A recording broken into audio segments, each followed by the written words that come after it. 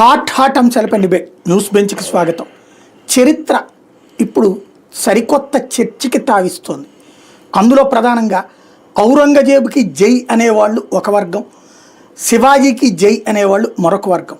వాస్తవంగా ఇది తాతల కాలం నాటి నుంచి వచ్చిన పోరాటం కాదు, అకస్మాత్తుగా పుట్టుకొచ్చినటువంటి నినాదాల సమరం. ఎందుకు ఇలా అంటే, ఔరంగజేబు లాంటి అద్భుతమైన వ్యక్తి, సామాజిక చైతన్యం ఉన్న వ్యక్తి, తన డబ్బులతో తను బ్రతికే వ్యక్తి, చొక్కాలకి గుండీలు కుట్టుకుంటూ సంపాదించుకున్న డబ్బులతో తను బ్రతికేటటువంటి ఒక సాధారణమైనటువంటి జీవితం గడిపిన ఒక మహా వ్యక్తి అంటారు ముస్లిం సామాజిక వర్గం. అదే సందర్భంలో గుళ్ళని కూల్చి తండ్రిని సైతం అన్యాయం చేసి సమాజాన్ని అస్తవ్యస్తం చేసినటువంటి దుర్మార్గుడు అంటారు శివాజీని ప్రేమించేటటువంటి వాళ్ళు. శివాజీ కుటుంబాన్ని దెబ్బతీసేటటువంటి కుట్రలు పన్నినవాడు అంటారు. ఇంతకీ అసలు ఔరంగజేబు గొప్పోడా, మంచోడా, చెడ్డోడా? ఇది చెప్పాలంటే ఎవరి వాదనలు వాళ్ళకున్నాయి. అసలు చరిత్రని చదివిన, చరిత్రను బోధించినటువంటి చరిత్రకారులు బైరిశెట్టి మల్లికార్జునరావు గారు వాళ్ళు పుస్తకాలు కూడా రాశారు. వారు మనతో పాటు ఉన్నారు. నమస్తే అండి. నమస్తే అండి. ఔరంగజేబుని ఎలా చూడాలి? హీరోగా చూడాలా, జీరోగా చూడాలా, విలన్గా చూడాలా? ముందు మనము ఔరంగజేబు కావచ్చు, శివాజీ కావచ్చు అండి, ఒక విషయం మర్చిపోవాలండి. ఔరంగజేబు ముస్లిం అనో, శివాజీ హిందూ అనే విషయం మర్చిపోవాలండి. అది మర్చిపోయి వాళ్ళు ఏ రకమైన పరిపాలన సాగించారు, ఎటువంటి జీవితం వాళ్ళకు ఉన్నది అనేది మనం చూసే పని అయితే అప్పుడు నిజాలు బోధించబడతాయండి. ఔరంగజేబు గురించి మీరు చెప్పినట్లుగా అతని యొక్క క్యారెక్టర్ని ముఖ్యంగా మార్క్స్వాద చరిత్రకారులు విపరీతంగా పెంచేశారు. నిజానికి ఔరంగజేబుగా మనం చూస్తే ముస్లింగా కాకుండా కూడా అతను చాలా దుర్మార్గమైన పరిపాలన సాగించాడండి. ఇటీవల మనం చావా సినిమా చూసాం సంభాజీ గురించి. అంతేకాదండి, ఆయన దారా షుకో తన సొంత సోదరుడు అన్నగారు ఆయన్ని నడి రోడ్ల మీద వారసత్వ యుద్ధాలు అయిపోయాక ఢిల్లీ రోడ్ల మీద సంఖ్యలు వేసి బంధించి బురదలోంచి తీసుకువెళ్ళి ఆయన హత్యించాడు, గుర్తించాడు. ఏం కారణం చూపించాడు అంటే అతను ఇస్లాం మతానికి వ్యతిరేకి అని. ఎందుకంటే దారా షుకోవు కొన్ని యోగ వాసిష్ట అదేవిధంగా మనకి కొన్ని గ్రంథాలని, ఈ ఉపనిషత్తు లాంటి వాటిని పారసీక భాషలో మార్పించాడు. ఆయనకి కొంత పరమస్థానం ఉంది. అందువల్ల అది వంకగా చూపించి ఇస్లామిక్ ద్రోహిగా గుర్తించాడు. అలాగే తేజ్ బహదూర్ వచ్చే ఒకటికి ఏం జరిగిందంటే, ఇతను జిజా పన్ను విధించాడు. జిజా పన్ను విధిస్తే ఆ జిజా పన్నుకి వ్యతిరేకంగా పన్నులు కట్టవద్దని పిలుపునిచ్చాడు. దాంతో గురు తేజ్ బహదూర్ని విధించాడు. ఎవరు తేజ్ బహదూర్ అంటే? గురు తేజ్ బహదూర్ గురు పరంపరలో 9వ సిక్కు గురువు. గురునానక్ ప్రారంభిస్తే ఆ వరుస కొనసాగుతోంది. 9వ ఆయన గురు తేజ్ బహదూర్ని విధించాడు. ఆయన తుయించేటప్పుడు ఏం చేశాడు? ఆయన నువ్వు ఇస్లాం మతంలోకి మారితే నేను వదిలిపెట్టేస్తా. ఒకవేళ కనుక జిజా పన్ను విధించడం వల్ల తనని వ్యతిరేకించడం భావించే పని అయితే ఏ రాజద్రోహమో దేశద్రోహమో అది వేరు. అలా చేయలేదు. నువ్వు ఇస్లాం మతంలోకి మారితే నేను వదిలేస్తా. ఆయన వదిలిపెట్టలేదు, ఆయన ఒప్పుకోలేదు. కాబట్టి ఆయన విధించాడు. అలాగే మనకి షాజహాన్ సొంత తండ్రి కోట ముట్టడి జరుగుతుంది, వారసత్వం జరుగుతుంది. ఆ వారసత్వ యుద్ధంలో తండ్రి గారు స్వయంగా జబ్బు చేసి ఆయన లోపల ఉన్నాడు. ఆగ్రా కోటలో బంధించబడి ఆయన. కోటని ముట్టడించాడు. ఎవరు ముట్టడించింది? ఔరంగజేబు. ఎవరి చేతుల్లో బందీగా ఉన్నాడు షాజహాన్? ఏం జరిగిందంటే అండి, షాజహాన్కి అస్వస్థత ఏర్పడింది, చనిపోయాడని పుకారు వచ్చింది. ఈయనేమో ఈ డెక్కన్ ప్రాంతంలో ఉన్నాడు. చనిపోయాడని వార్త పుకారది నమ్మి గబగబా అక్కడ దారా షుకోవు ఉన్నాడు, తన అన్నగారు తండ్రి దగ్గర. సో దారా షుకోవు ఇది మాయవి చేసేసి తాను సింహాసనం అధిష్ఠించి ప్రకటిస్తాడు కాబట్టి మనం త్వరగా వెళ్ళాలనుకున్నాడు. ఈయన అంటే ఔరంగజేబుకి పెద్ద అన్నయ్య, ఈయన అన్నయ్య దారా షుకోవు ఔరంగజేబుకి అన్న. ఇంకా 2 సోదరులు ఉన్నారు. షుజా బెంగాల్లో ఉన్నాడు, మురాద్ అనేతను గుజరాత్లో ఉన్నాడు. వాళ్ళు బయలుదేరారు. ఈ నలుగురు మధ్య వారసత్వ యుద్ధం జరిగింది. నలుగురిలో ఇతను ఎన్నో వాడు? ఔరంగజేబు వచ్చేసరికి 2వ వాడు. ఓకే. కాబట్టి దారా షుకో నెంబర్ 1. ఓకే. ఆయన తండ్రి దగ్గరే ఉన్నాడు. పైగా తండ్రికి అతనే ఇష్టుడు కూడా. ఆయనకి ఇందాక మీకు నేను చెప్పినట్లుగా ఈ యోగ వాసిష్ట కానీ కొన్ని పుస్తకాలని, సంస్కృత గ్రంథాలని పారసీక భాషలో మార్చినవాడు. అంటే పరమత సహనం ఉంది ఆయనకి. కాబట్టి ఎప్పుడైతే ఔరంగజేబు బయలుదేరాడు యుద్ధాలు జరిగినాయి. ఆ యుద్ధాలలో దారా షుకో ఓడిపోయాడు. ఓకే. సముఖ యుద్ధం అని ఆ యుద్ధంలో ఓడిపోయాడు. ఓడిపోయి పారిపోయాడు. ఢిల్లీ ఆగ్రాకి వెళ్ళిపోయి ఆగ్రా కోటలో ఉన్నాడు. ఆగ్రా కోటని ఇతను ముట్టడించాడు. ఇక్కడి నుంచి వెళ్ళి అప్పటికి తెలిసింది షాజహాన్ బతికే ఉన్నాడు అని. ఓకే. రెండోది ఏం జరిగిందంటే అండి, ఆ లోపల మరి కోట ముట్టడి కాబట్టి అతనికి జబ్బు చేసింది కాబట్టి అతనికి కనీసం మెడిసిన్స్ కావాలి, మంచిలు కూడా కావాలి. కానీ ఇతను కోట ముట్టడించాడు కదా, లోపలికి ఏం పోనీకుండా ఆపేశాడు. ఓకే. షాజహాన్ కబురు చేస్తున్నాడు, అయ్యా లోపల నేను బతికే ఉన్నాను, ఇంకా తండ్రిని కనీసం నాకన్నా కాస్త మంచిదన్నా పంపించమని. పంపించలేదు. ఇంకా దారుణం ఏంటంటే షాజహాన్ చివరికి ఒక మాట కూడా అన్నాడు. ఇవన్నీ చరిత్ర పుస్తకాలేనండి, నేను చెప్తుంది చరిత్రలో ఏమైతే ఉందో రోజు మేమైతే బోధిస్తున్నామో అది చెప్తున్నా. ఆయన ఏమంటాడంటే, అరే పక్కన హిందువులు ఉన్నారు చూస్తున్నావు నువ్వు, వాళ్ళ తల్లిదండ్రులు చనిపోతే సంవత్సరం కూడా పిండాలు పెట్టి నీళ్లు గంగానది నీళ్లు వదులుతుంటారు, నువ్వు గొప్ప ముసల్మానివి, ఇస్లాం మతాన్ని బాగా నమ్మిన వాడివి, మరి నేను తండ్రిని లోపల ఉన్నాను కదా, కనీసం నా మీద జాలి చూపించారని కూడా అడుగుతాడు. చరిత్రకారులు ఆర్సి మజ్మూ గారు ఏం రాస్తారంటే, ఒక పిల్లవాడికి ఆకలిస్తుంది, పాల కోసం కుక్కబెట్టి ఏడ్చి ఇక ఆ పాలు దొరకలేదనుకోండి ఏం చేస్తాడు, స్పృహ పడిపోతాడు. అట్లా షాజహాన్ పడిపోయాడని రాశారండి. ఓకే. ఇది జరిగింది. ఇది కాబట్టి షాజహాన్ అలా చేశాడు. అదేవిధంగా దారా షుకోని చేశాడు. దారా షుకో కుమారుడు ఉన్నాడండి, అదే సులేమాన్ షుకో. ఆ సులేమాన్ షుకోని బంధించారు, పట్టుకొస్తే ఆ సులేమాన్ షుకో చిన్న కోరిక కోరాడండి.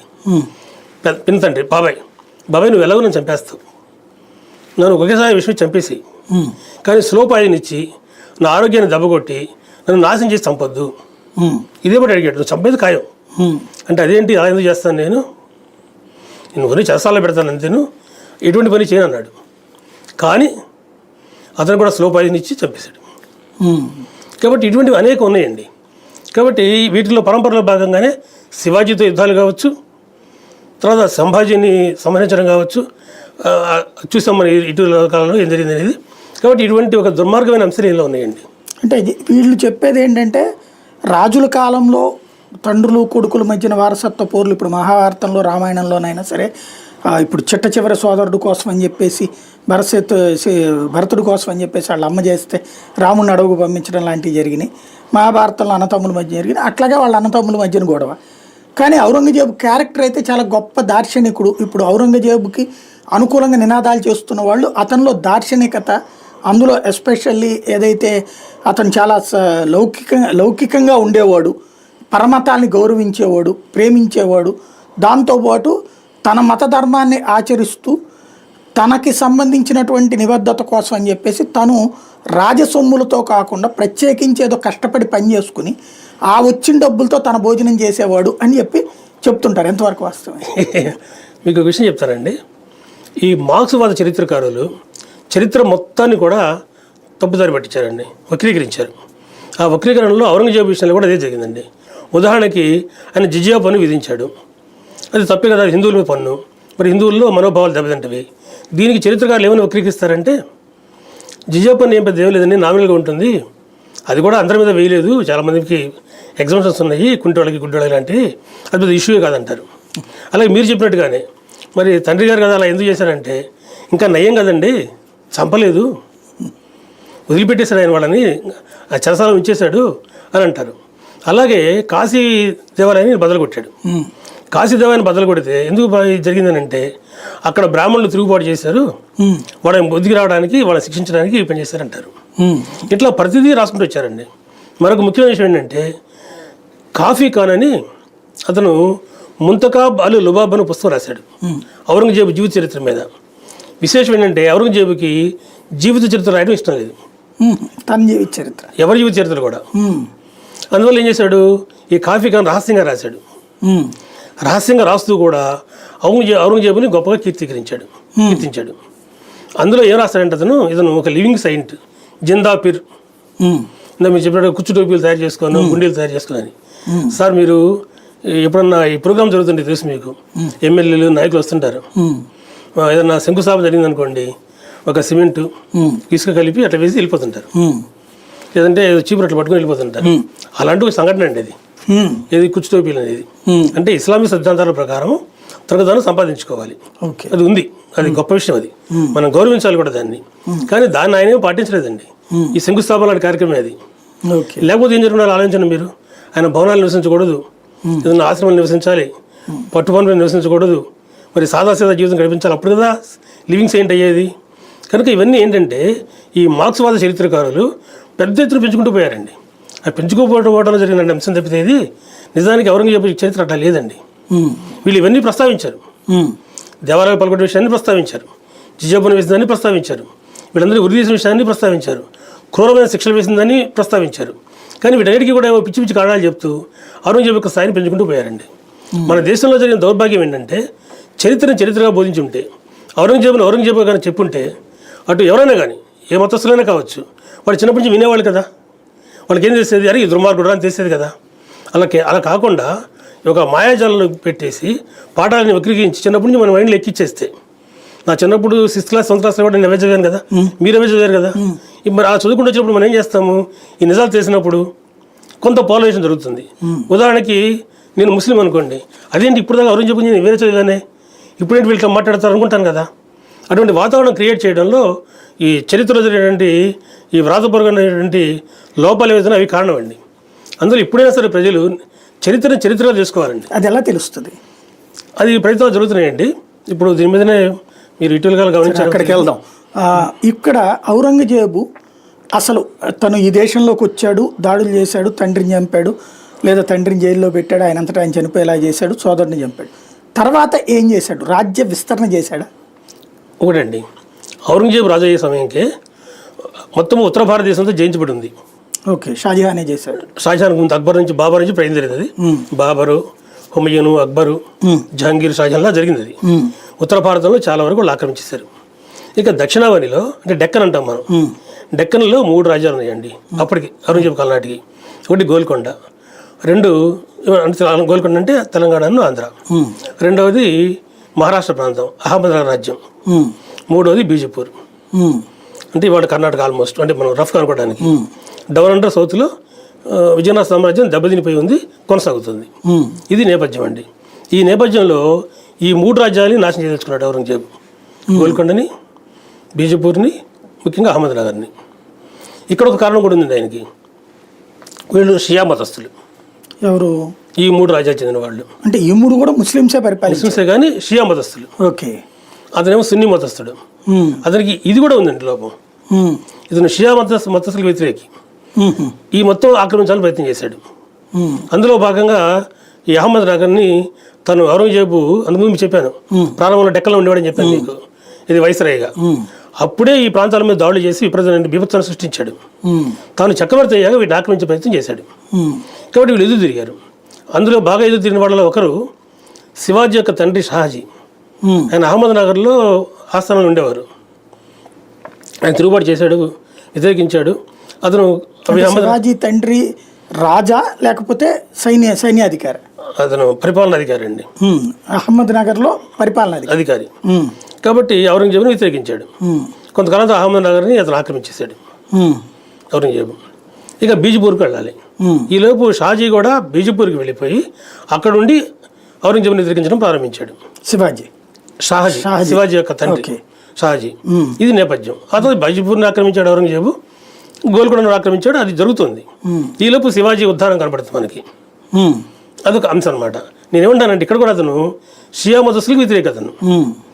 మరి ఎందుకు ఈ ప్రాంతాలను ఆక్రమించాడు అని అంటే, ఎక్కడ కూడా తిరిగి మళ్ళీ చరిత్రకారులు ఏమంటారంటే జాగీర్దారీ క్రైసిస్ ఏర్పడింది, అందరికి జాగీర్ భూములు ఇచ్చేవాడు ఆయన, ఇప్పుడు కొత్తగా జాగీర్లు ఇవ్వడానికి అవకాశం లేకుండా పోయింది, జీతాలు స్వయంగా చెల్లించలేడు.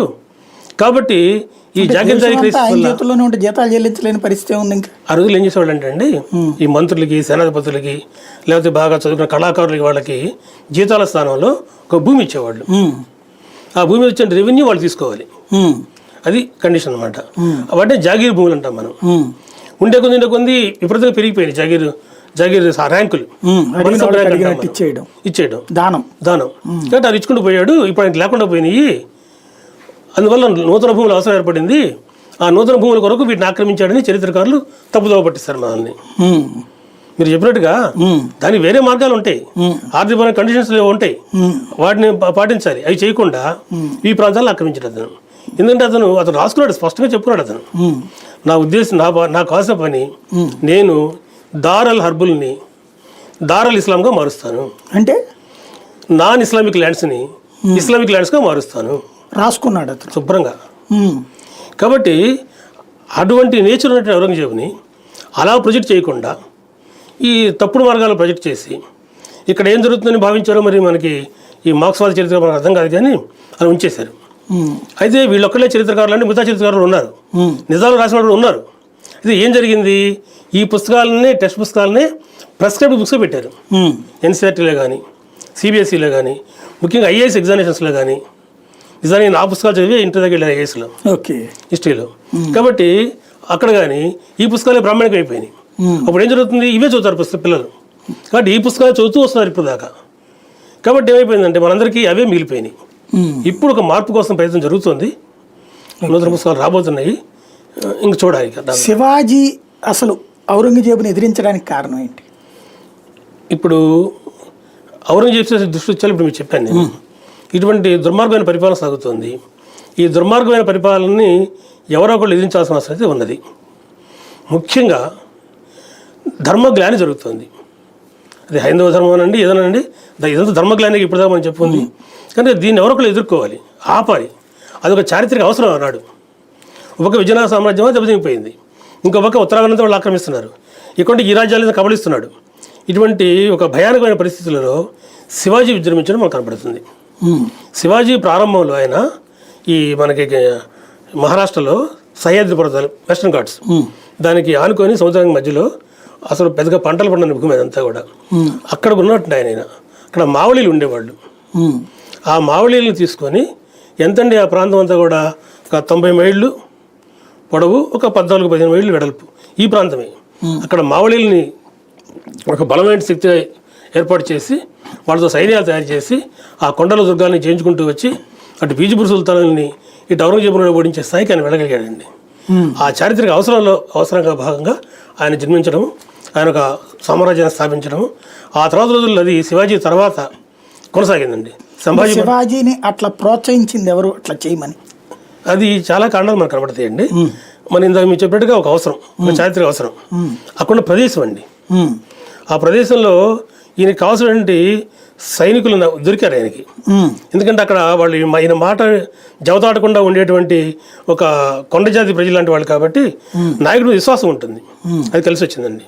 ఇంకా ముఖ్యంగా అండి ఆయన తల్లి జియాబాయి, మేము చెప్పినట్టుగా షాహాజీనేమో ఈ రాజకీయాల్లో ఉండిపోతూ ఆయన దగ్గర ఉండేవాడు, వీళ్ళని పట్టించుకునే అవకాశం కూడా ఆయన తక్కువే. జియాబాయి ఈయన పెంచిందండి. మహాదేవ గోవింద రానడే అన్నట్టు ఆయన ఒక మాట అంటాడండి, ఏ వ్యక్తి అయినా సరే తన గొప్పతనాన్ని తన తల్లికి ఆపాదించే పని అయితే జిజాబాయి కంటే ఇంకొకళ్ళు ఎవరు లేరు అంటాడు. కాబట్టి శివాజీని అలా పెంచిందండి. చిన్నప్పుడే రామాయణ భారతాలు నేర్పింది. రామాయణ భారతాలు అంటే ఇప్పుడు మనం వినే కథలే కాదండి, దాని వెనకాలటువంటి రాజకీయ చతురత, ధర్మము వీటిని కూడా నేర్పిందండి ఆమె. అంతేకాకుండా దేశభక్తిని, జాతీయతని ఉగ్గుపాలతో రంగరించిపోతుందండి ఆమె. ఒక మహావీడియో తయారవడంలో జిజాబాయి పాత్ర కనపడుతుందండి. దాదాజీ కొండదేవని ఇంక శిక్షణ ఇచ్చాడు, గెరిల్లా యుద్ధపద్ధతులు నేర్పాడు. సో ఆయన ప్రభావం ఉందండి. అలాగే సమర్థ రామదాస్ యొక్క ప్రభావం చాలా ఎక్కువ ఉంది శివాజీ మీద. వాళ్ళంతా కూడా స్వేచ్ఛ గురించి మాట్లాడేవాళ్ళు, స్వేచ్ఛతో వాతావరణం కావాలి మాట్లాడేవాళ్ళు, కొంత లిబరల్ టెండెన్సీ సమాజం కోసం వాళ్ళు పరితపించారు. ఈ ప్రభావాలన్నీ కూడా శివాజీ మీద బలంగా ఉన్నాయండి. అంటే అప్పటికి వీళ్ళందరూ కూడా నిర్బంధాల్లో ఉన్నారా? ఆ ప్రాంతం అంతా శివాజీ ఉండే ప్రాంతం అంటే స్వేచ్ఛ కాంక్షించాలంటే ఎవరో నిర్బంధించి ఉండాలి కదా. దానికి కారణం ఏంటండి, అంతకుముందు నుంచి చరిత్ర వెనక్కి వెళితే ఎప్పుడో మధ్యయుగాలలో యాదవరాజులు అంతరించిపోయిన తర్వాత అక్కడంతా కూడా ఇస్లామిక్ ప్రభావమే కనపడుతుందండి. ఇస్లామిక్ ప్రభావం వచ్చేటప్పుడు ఎక్కడైతే వచ్చిందో అక్కడ కొంత హైందవం వెనక్కి వెళుతుంది, ఈ ఆలోచన వెనక్కి వెళతాయి. కాబట్టి ఎక్కడైతే ఆలోచన వెనక్కి వెళ్ళినాయో ఆ వాతావరణం నుంచి మనకి భక్తి యుగం నడిచిందండి. భక్తి యుగంలో ఇస్లాం మతము, హైందవము రెండు కూడా గొప్పవే. ఇది బోధన అండి. సో పరమసహనము, భగవంతుడు ఒకటే, ఈ సిద్ధాంతాలు నడిచినాయండి. ఈ సిద్ధాంతాలు బోధించిన వాళ్ళలో అక్కడ ప్రాంతాల్లో సమర్థ రామదాస్ అండి. ఓకే. కాబట్టి సమర్థ రామదాస్ యొక్క బోధనలు అవి కేవలం హైందవానికి సంబంధించినవి అనుకోకూడదండి. అవి పరమసహనాన్ని కూడా సూచించేటువంటివి. ఆ ప్రభావం ఉంది. అందులో భాగం ఏమవుతుంది, మనకి ఒక స్వేచ్ఛిత వాతావరణం కావాలి, ప్రజలందరూ కూడా సుఖశాంతులతో వర్ధిల్లాలి. ఆ ప్రభావం శివాజీ మీద ఉందండి. ఓకే. ఆయన ఎక్కడ అంటే ఒక అధికారి యొక్క కొడుకు, పాలనాధికారి కొడుకు. అవునండి.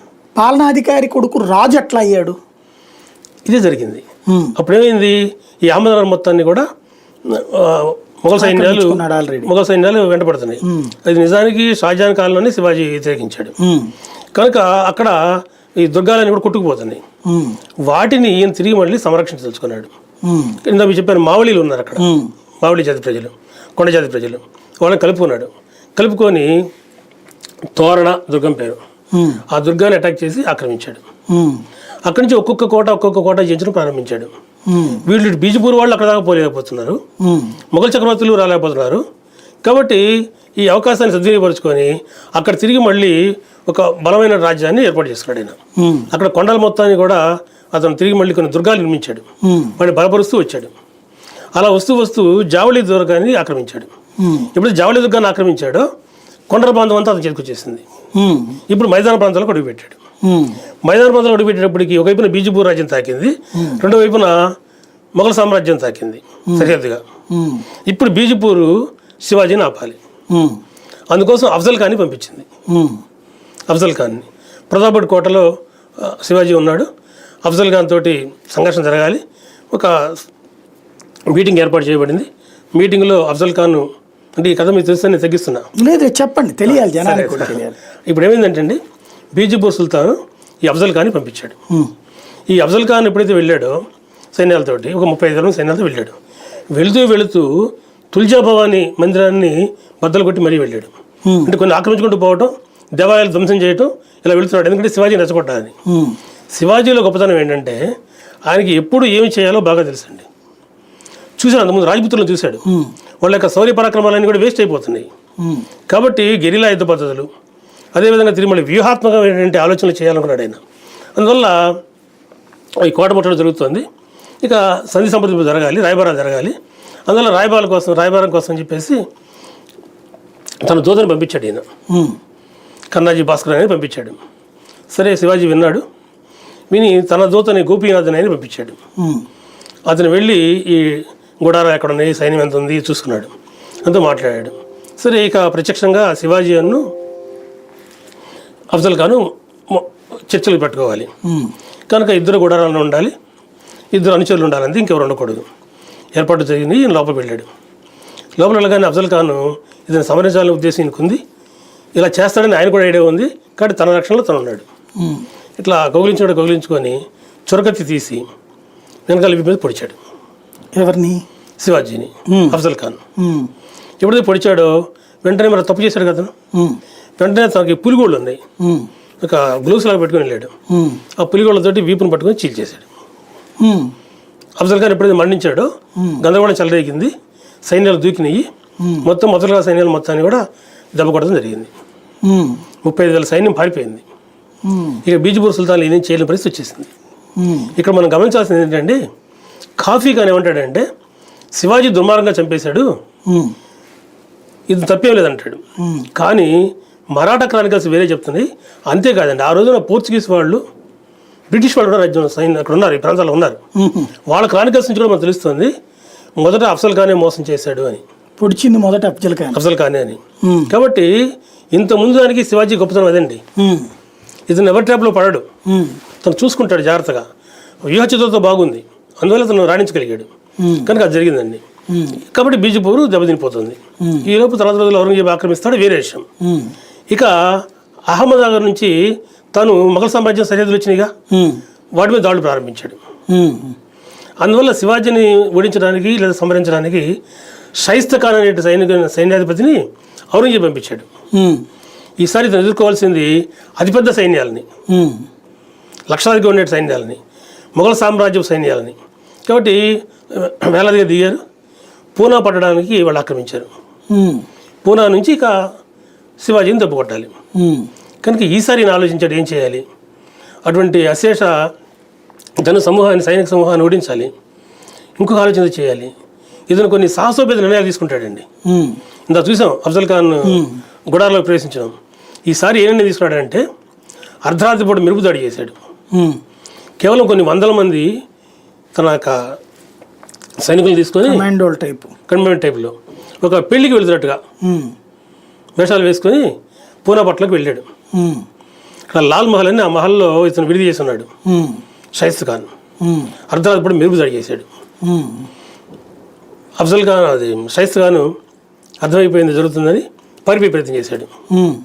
శివాజీ తన కత్తితోటి కొట్టాడు, ఈ వేళ్ళు తెగిపోయినాయి, దిగి పారిపోయాడు.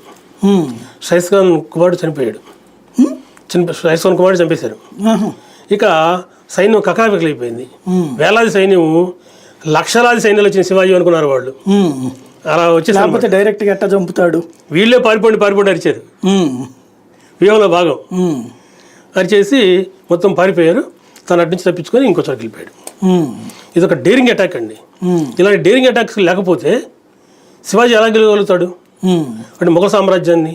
కాబట్టి అదొక యుద్ధతంత్రంలో ఒక భాగం అండి.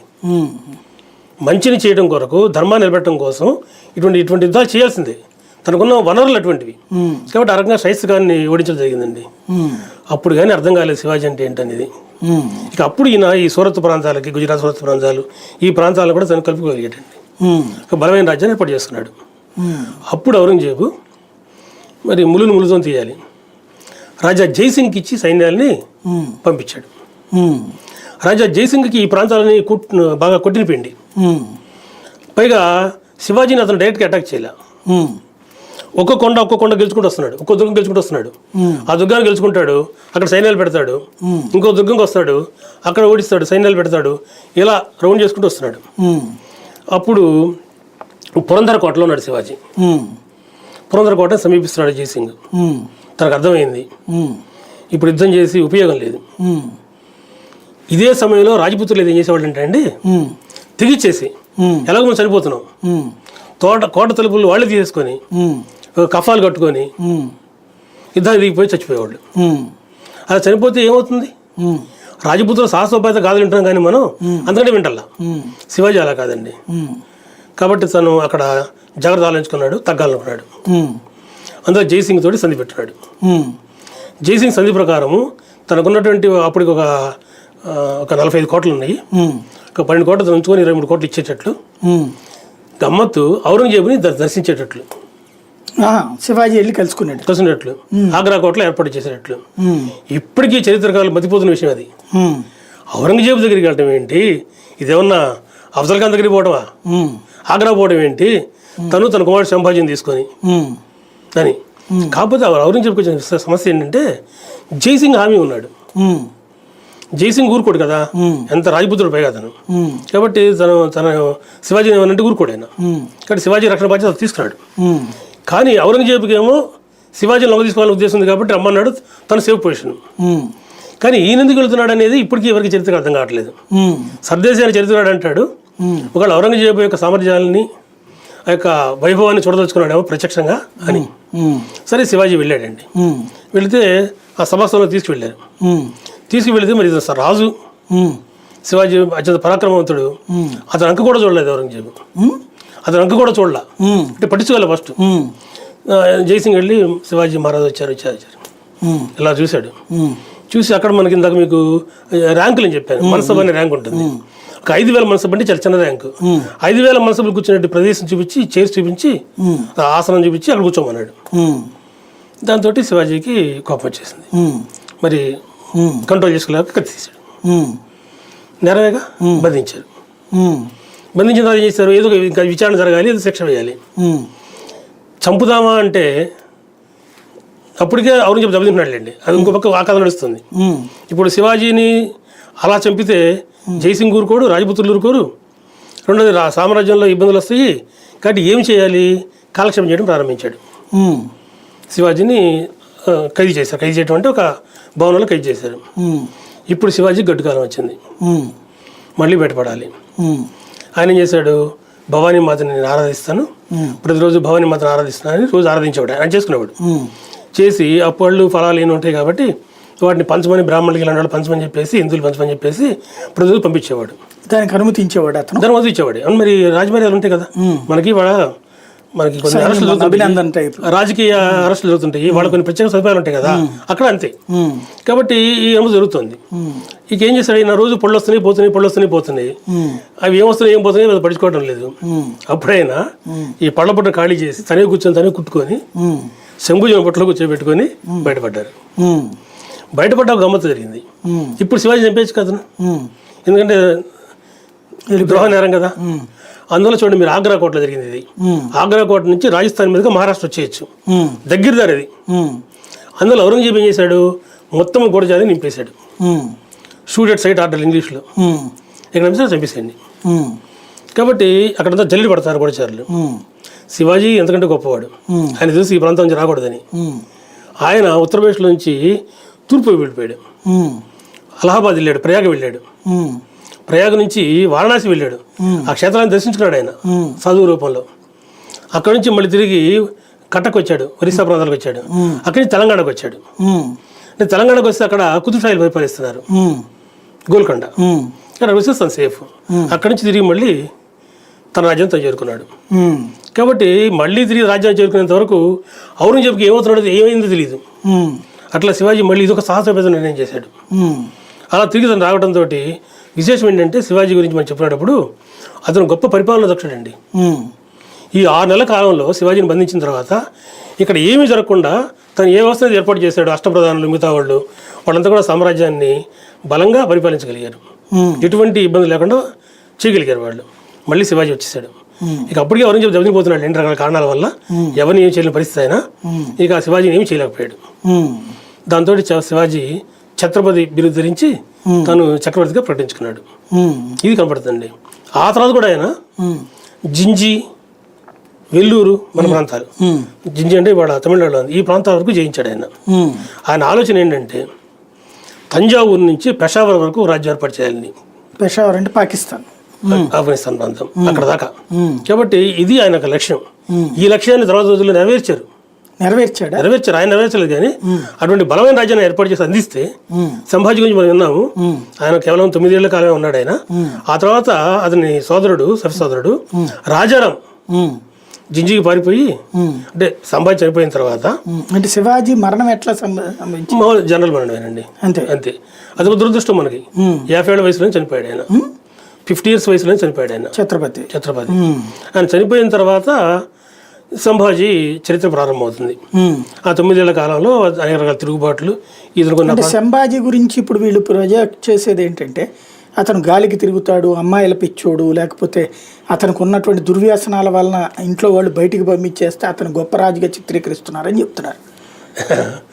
కొన్ని ఏమైందంటే చరిత్రలో మన చరిత్ర పాఠాలకు ఎక్కలేదు వీళ్ళెవరు కూడా. గొప్పవాళ్ళు ఎవరు ఎక్కలేదు. చాలామంది రాజారాం గురించి ఎంతమంది తెలుసు, తారాబాయి గురించి ఎంతమంది తెలుసు, పేష్వాలు ఏం చేశారు ఎంతమంది తెలుసు. కాబట్టి ఇవన్నీ ఏమైపోయినాయంటే జానపదాలకు వెళ్ళిపోయినాయి. అదే ఈ సంభాజీ గురించి వీళ్ళు ప్రొజెక్ట్ చేసేది అంటే ఇప్పుడు ఏంటంటే వాట్సాప్ యూనివర్సిటీ ఇదంతా క్రియేట్ చేస్తే ఔరంగజేబు గొప్పోడు, శివాజీ వేస్ట్, లేకపోతే సంభాజీ వేస్ట్. సంభాజీ చేసే అకృత్యాలకి, ఆడవాళ్ళని అత్యాచారాలు చేస్తుంటే భరించలేక పేష్వాలు అతన్ని పట్టుకుని చంపేశారు, కళ్ళు పీకేసింది, ఇదంతా పేష్వాలు అన్నటువంటి ప్రచారం. అది ఎంతవరకు వచ్చిందా జరుగుతోంది కదా. ఇది అసలు ఎంత దారుణం అంటే అండి, పేష్వాలు పట్టుకుని చంపేశారు తప్పి అతను హత్యకు గురైంది పేష్వాల చేతుల్లో, ఔరంగజేబు కాదు అతన్ని చంపేసింది అంటున్నారు. ఎందుకంటే దారుణం ఇంకోట్లేదు. అంటే ఇదంతా కూడా కుక్కుడు స్టోరీస్ అండి. ఏం జరిగిందంటే శివాజీ మరణించిన తర్వాత సంభాజీ తను చక్రవర్తి అయ్యాడు. అయిన తర్వాత ఒక 9 ఏళ్ల కాలమే ఆయన ఉంది. ఈ 9 ఏళ్ల కాలంలో మళ్ళీ ఔరంగజేబు ఏం చేశాడు, శివాజీ చనిపోయాడు కాబట్టి ఈ ప్రాంతాలు ఆక్రమించే ప్రయత్నం చేశాడు. ఈ ప్రాంతాలు ఆక్రమించడానికి ఏం చేయాలి, తన రాజ్య సరిహద్దులో ఉండే నగరాలు, గ్రామాలు ఆక్రమించాలిగా. వాటి మీద దాడులు జరిగినాయి. ఆ దాడులను తిప్పికొట్టాడు సంభాజీ. తిప్పికొట్టగలిగాడు 9 ఏళ్ళు తిప్పికొట్టగలిగాడు. 9 ఏళ్ల తర్వాత ఔరంగజేబు చేతుల్లో అతను దొరికిపోయాడు. అతను చిత్రహింసలు పెట్టారు, ఇది మనం చూసాం. అతని కుమారుడు సాహు అని బంధించాడు ఔరంగజేబు. సాహు సంభాజీ కుమారుడు సాహుని బంధించాడు. అక్కడ అయిపోయింది కదండి. ఇప్పుడు వచ్చి రాయగఢ్ మీద దాడి చేశాడు ఔరంగజేబు. ఎప్పుడు దాడి చేశాడో అక్కడ రాజారాం ఉన్నాడు. అతను తన సవతి సోదరుడు సంభాజీకి, అతను పారిపోయాడు. పారిపోయి జింజీకి వచ్చాడు. అప్పటికే శివాజీ జింజీ వెల్లూరు జయించున్నాడుగా. ఔరంగజేబు సైన్యాలు తరుముకుంటూ వచ్చినాయి. జింజీలో ఇతను తిరుగుబాటు చేసి గెరిలా యుద్ధాలు దిగాడు. గెరిలా యుద్ధాల్లో దిగి ఔరంగజేబు సైన్యాలను ముప్పుతుపలు పెట్టి తిరిగి రాయగఢ్ని ఆక్రమించాడు. మళ్ళీ వెనక్కి వచ్చి ఆక్రమించాడు. అది ఏం జరిగిందంటే అతను కొద్ది కాలంలోనే మరణించాడు రాజారాం. అప్పుడు ఆయన భార్య తారాబాయి అండి, ఆమె పరిపాలన సాగించింది. ఆమె ఎదురు తిరిగి మొత్తము మహారాష్ట్ర తిరిగి ఆక్రమించింది. ఆమె గుజరాత్ దాకా వెళ్ళిపోయింది. మాళవ ప్రాంతం అంటే మధ్యప్రదేశ్ ప్రాంతం, ఆ ప్రాంతాలు కూడా జయించింది. మొఘల్ చక్రవర్తులను ఓడించి ఈ ప్రాంతాలను కూడా ఆక్రమించింది. ఔరంగజేబు ఏం చేయని నిస్సహాయ పరిస్థితి అయింది. ఈ ప్రాంతాలు ఆక్రమించిన సమయంలో ఔరంగజేబు చనిపోయాడు. ఆక్రమిస్తుండగానే చనిపోయాడు. ఈయన ఆక్రమించింది చనిపోయాడు. అప్పుడు అతను కుమారుడు ఏం చేశాడంటే ఆ సాహుని వదిలిపెట్టాడు. శివాజీ మనవడు సంభాజీ కుమారుడిని ఎందుకు వదిలిపెట్టాడంటే మరి ఈ లోపు పరిపాలించిందిగా ఇతను కుమారుడు ఉన్నాడు, అతను కూడా శివాజీ అని పేరు పెట్టున్నారు. రెండవ శివాజీగా పరిస్థితి అతను. ఈ శివాజీ అవ్వాలని కోరుకుంటుంది సహజంగా, మరి కొంతకాలం గడిచిపోయింది. అందులో సాహుని వదిలిపెట్టింది మొఘల్ సామ్రాజ్యం. ఇప్పుడు ఏం జరిగింది, ఈ సాహు కన్ను మరి తారాబాయికి మధ్య కొంత సంఘర్షణ చెలరేగింది. పైగా సాహు 18 ఏళ్ల కాలం అతను అక్కడ అరెస్ట్ అయి ఉన్నాడు, జైల్లో ఉన్నాడు. సో పరిపాలన మీద పట్టుండే అవకాశం లేదు, పరిస్థితులు అట్లా లేవు, బలమైన వాడు కావాలి.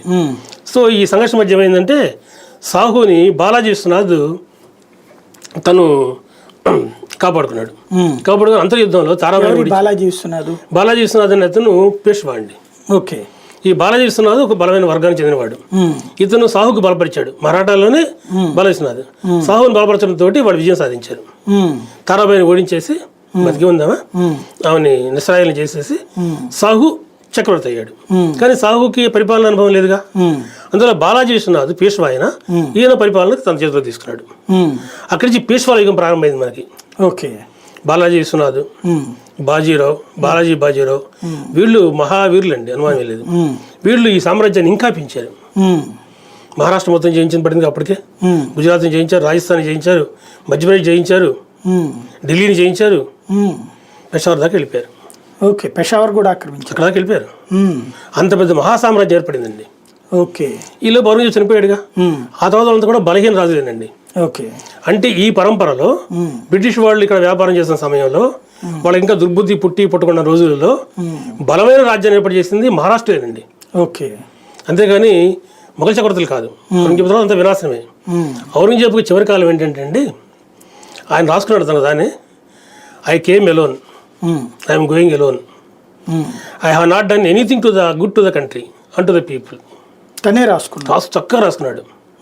ఇంకో మాట రాసుకున్నాడు, I'm launching my boat come what may. ఏదో జరుగుతుంది, నా బోటు నా నావని నేను తీసుకొని పోతున్నానని. అతని చివరి కాలంలో ఆదాయం లేక నడపలేక బెంగాల్లో ముర్షిద్ కులీ జఫర్ ఖాన్ అని ఉన్నాడు.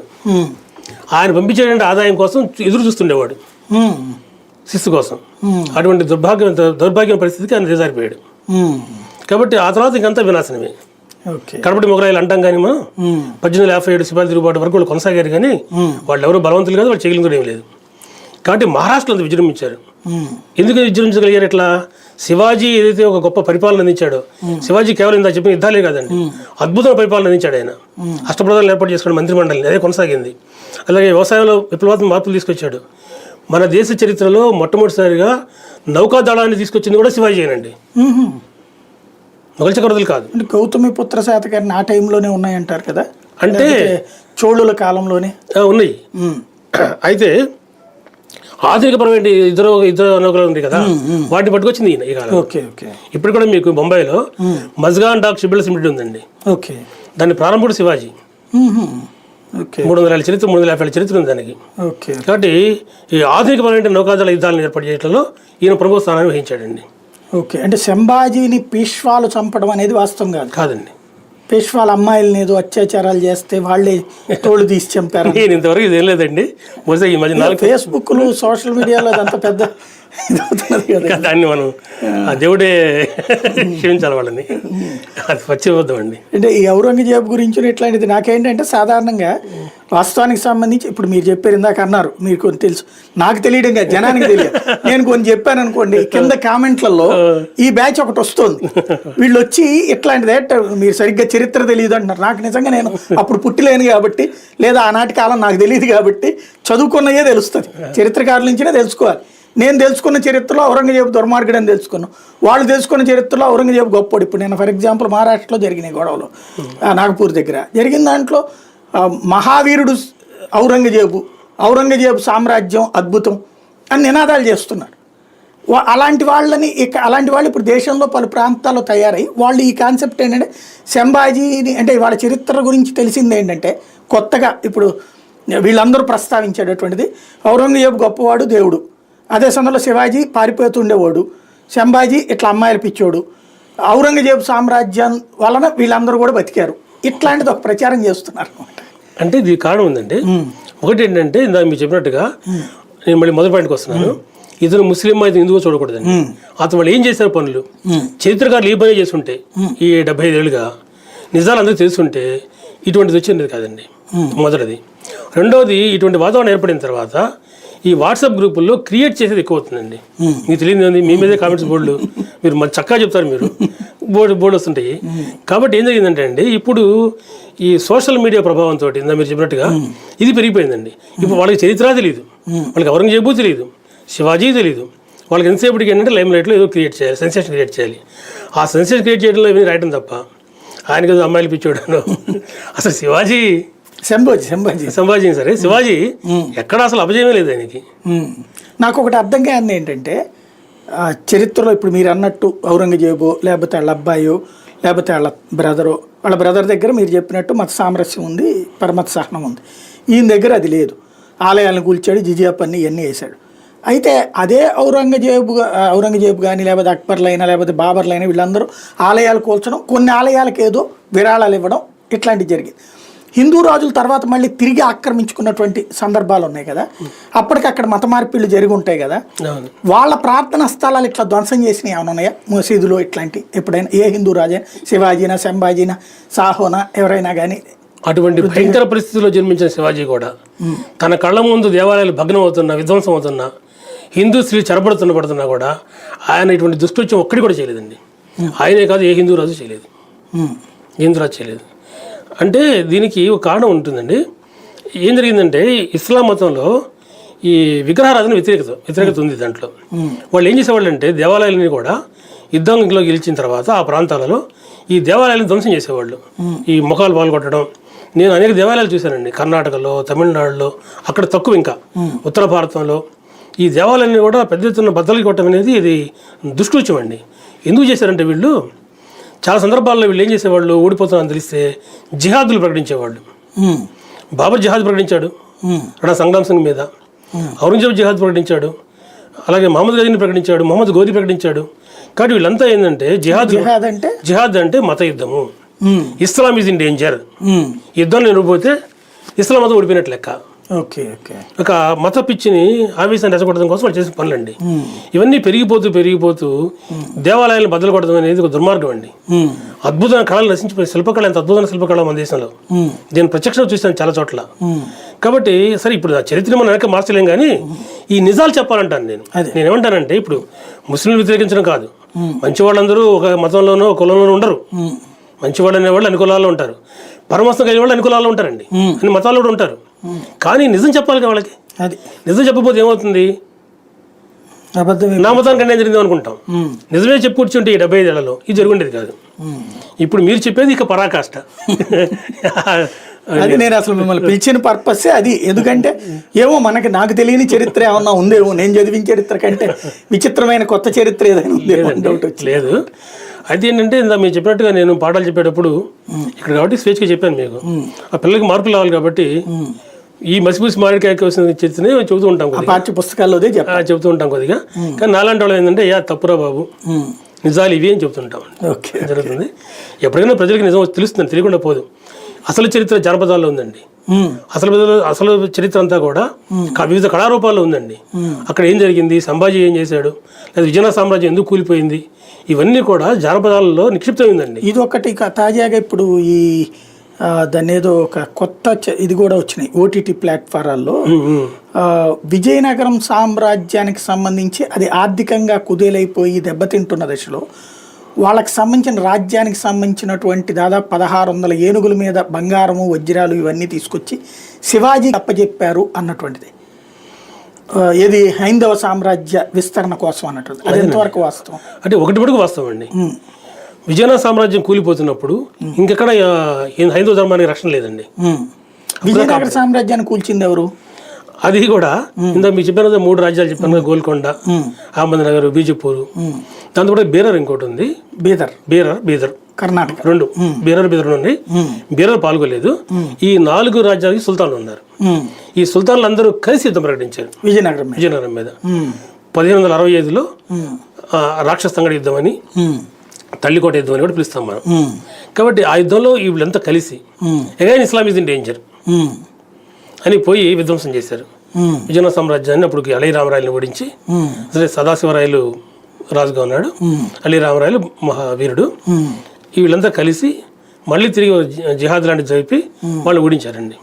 ఓడించిన తర్వాత ఈ సదాశివరాయలు బలహీనుడు, ఇద్దరు పారిపోయాడు అక్కడి నుంచి, హంపి నిలబెట్టేసి. అక్కడ విజయనగర రాజు హంపి నిలబెట్టి పారిపోతే వీళ్ళు పోయి 6 నెలల కాలం దాన్ని దోచుకున్నారు. దోచుకోవడానికి 6 నెలలు పట్టిందంటే ఎంత పెద్ద సంపద ఉంటుందో చూడండి. అంగళ్ళ రత్నాలు అమ్మినార టీచర్ అంటాం కదా, ఆ సంపద.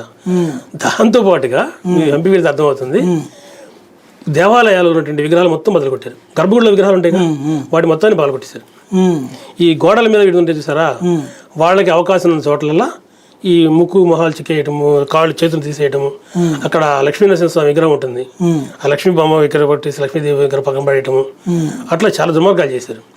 చరిత్రకారులు దీనికి ఏం కారణం చెప్తారంటే, దేవాలయాల సంపదలు ఉన్నాయి, అవి దోచుకోవడం కోసం చేశారు తప్ప వాళ్ళకి మత పిచ్చి లేదని చెప్తారు. ఎంత దుర్మార్గం చూడండి సార్. దేవాలయాల సంపదలు ఉంటే ఆటి దోచుకోవాలి, కానీ ఈ దేవాలయాలు విగ్రహాలు ఏం చేసినాయి? నీకు టైం వేస్ట్ తప్ప.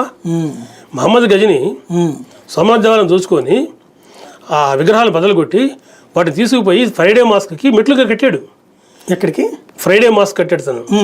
ఆ ఫ్రైడే మాస్క్కి మెట్లుగా ఏర్పాటు చేసుకున్నాడు ఆ దేవాలయాలు, విగ్రహాలు మెట్లుగా, విగ్రహాలకు రాలని తను రాసుకున్నాడు. అబ్బెబ్బే అతనికి అదేం లేదండి, చిచ్చి అతను అలాంటి వాడేం కాదు, అది సోమనాథ్ దేవాలయంలో ఆస్తులు ఆక్రమించడానికి వెళ్ళాడని చెప్తారు. ఇట్లాంటి చెప్తారండి. అందువల్ల నేనేమంటానంటే, విజయనగర సామ్రాజ్యం దెబ్బతినిపోయే సమయంకి ఇంకెక్కడ హైందవ ధర్మ రక్షణ లేనప్పుడు శివాజీ ప్రారంభించారు. ఓకే. అంతేగాని అక్కడి నుంచి ఇక్కడికి డబ్బులు వచ్చినాయి లేదా ఆస్తులు వచ్చినాయి అనేది కొంత. అదే ఇప్పుడంటే ఈ మధ్యన ఏదో సీలేదారులు అని ఏదో సీరియల్ లాంటిది కూడా వస్తుంది. దాంట్లో ఆ శివాజీ ఆస్తి పరిరక్షణ, శివాజీ సింహాసనం పరిరక్షణ కోసం తరతరాలుగా ఆనాడు మీరు ఇందాక చెప్పినటువంటి విధంగా కొంతమంది గిరిజనుల్ని తయారు చేశాడు. ఆ గిరిజనులకు సంబంధించినటువంటి వాళ్ళని శీలేదారులుగా పెట్టాడు. అయితే వాళ్ళకి ఈ ఆస్తి ఇప్పుడు అక్కడ రాయగఢ్లో దానికోసం తవ్వుతున్నారట, ఆస్తుల కోసం. ఈ వార్త చెప్పి తవ్వుతారండి. మనకు అహోబిలం ఉంది కదా, అహోబిలం నుంచి శ్రీశైలానికి, అహోబిలం నుంచి విజయనగరానికి దారులు ఉన్నాయని ఇప్పుడు పుకార్లు ఉన్నాయి. అవును. అహోబిలం నుంచి వెళ్ళినప్పుడు, లోపలికి వెళ్ళినప్పుడు, విజయనగరం లోపల వెళ్ళినప్పుడు మధ్యలో శ్రీకృష్ణదేవరాయలు సంపద దాచిపెట్టాడు, అనంత పద్మనాభ స్వామి దేవాలయం సంపద చూడండి, అప్పుడు ఈ పుకారు వచ్చింది. అప్పుడు ఇక్కడ తవ్వారు. అట్లా వస్తుంటాయి. అయితే వాటి ఏంటంటే చారిత్రక పరిశోధన జరగాలి, వాటి మీద వదిలేయకూడదు. వాటిని చారిత్రక పరిశోధన చేయాలి. అది ఒక నిష్పక్షపాతంగా జరగాలి, హిస్టారికల్ పెర్స్పెక్టివ్ జరగాలి. అప్పుడు నిజాలు బయటకు వస్తాయండి. ఇటువంటివన్నీ వచ్చిపోతుంటాయి. వాటిలో దాదాపుగా చాలా వరకు తప్పులు ఉంటాయి. రైట్. కొన్ని నిజాలు ఉంటాయి. Thank you very much. Thank you. ఇది పరిస్థితి. శివాజీ గొప్పతనం ఏంటి, ఔరంగజేబు గొప్పతనం ఏంటి సరిగ్గా తెలుసుకోవాల్సినటువంటి సందర్భంలో అసందర్భ ప్రలాపనలతో లేదంటే గనక అర్థం లేనటువంటి కోయిన్సైడ్ని కలుపుకుని చేసుకునేటటువంటి ప్రచారాన్ని పక్కన పెడితే వాస్తవాలు బయటకు వస్తాయి. మతాన్ని పక్కన పెట్టి రాజుల యొక్క యుద్ధాలుగా చూసిన నిజం తెలుస్తుంది. కాబట్టి ఆనాడు జరిగినటువంటి అసలు నిజాలు తెలుసుకునే ప్రయత్నమే ప్రస్తుతం ప్రజలు చేయాల్సిన అవసరం ఉంది.